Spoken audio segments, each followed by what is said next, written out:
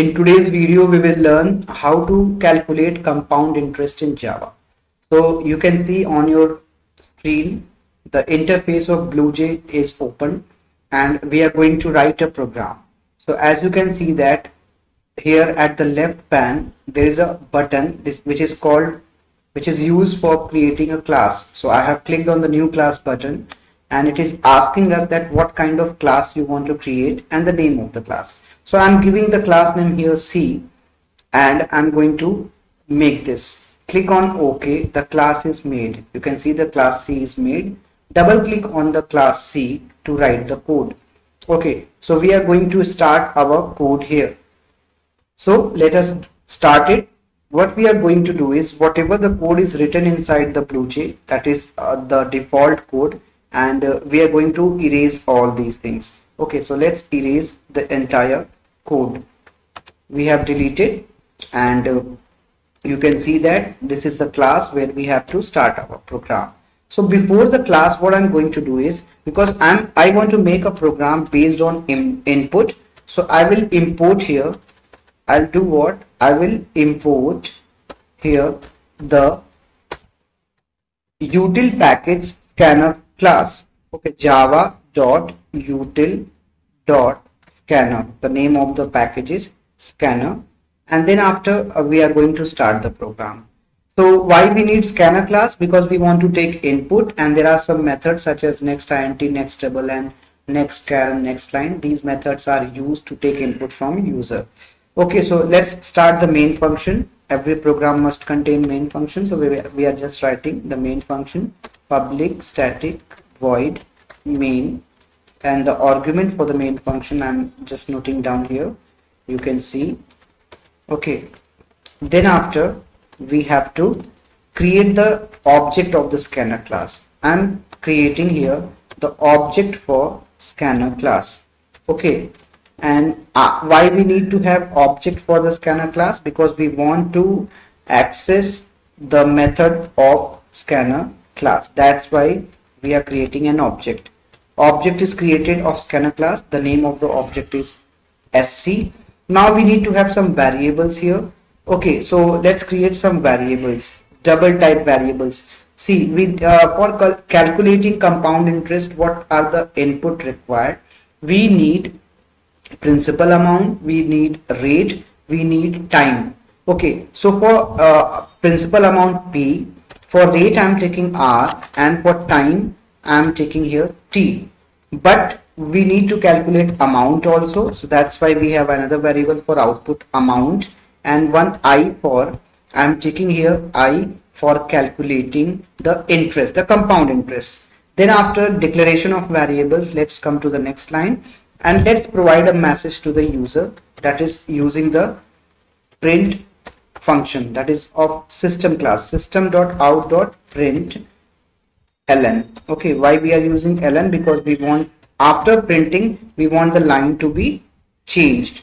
So here I will provide a message, enter the principal amount. Okay, after that we'll put a semicolon here, and to object, that is SC, will call a method that is next double, the name of the method which is inside the scanner class. We are calling the method because we want to take a value of double type as input, where to store the principal amount in P.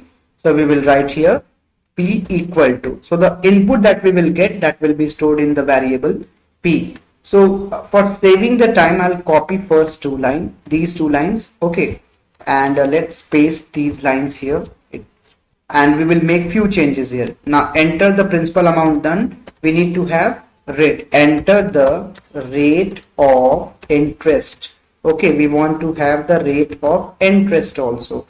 Okay, then after interest we will store in R.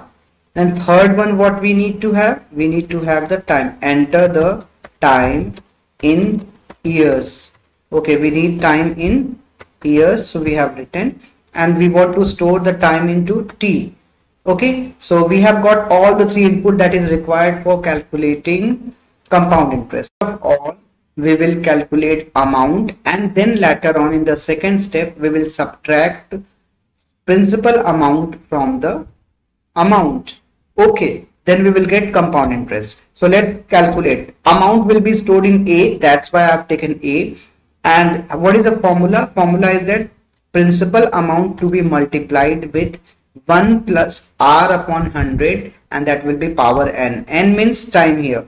So for power we need a special function, that is math.pow.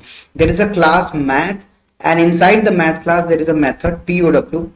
Okay, and what we need here, we need 1 plus R upon 100. Okay, this we have done. This is the first, this is what, this is the first argument. This will be base for the, or base for the POW function. And what we need next, power. Power will be what?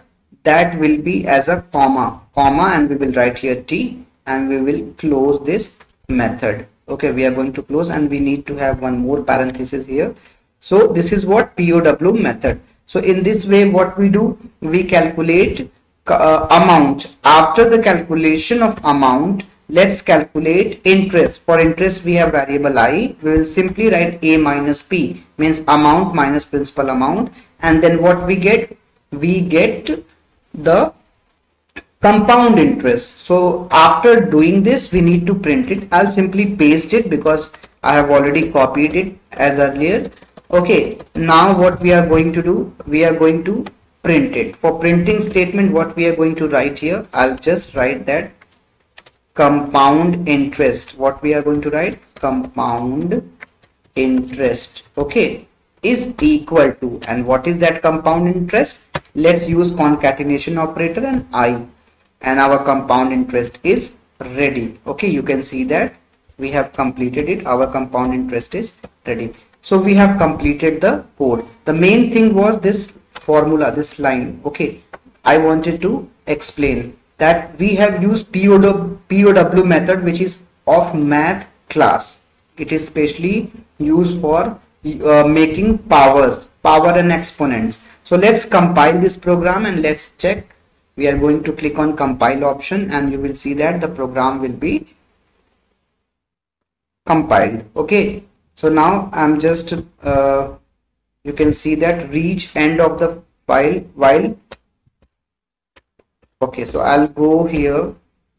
You can see that we need to have the closing of main function, and we need to have two braces here. We'll just simply click on compile, and no syntactical error. The program is successfully compiled. So we are going to close it, and now we are going to run it. Just right click on the class which you have made, click on void main function, run it, click on OK, and it is asking you that enter the principal amount. So suppose I entered 10,000. Done. What is the rate? Suppose I entered 10%, and time I am entering 2 years. So if you invest 10,000 rupees at the rate of 10% per annum for 2 years, then how much interest you will get is that you will get 2,100, almost 2,100 rupees will be the interest for you. Okay, so this is what a program where we learn how to calculate compound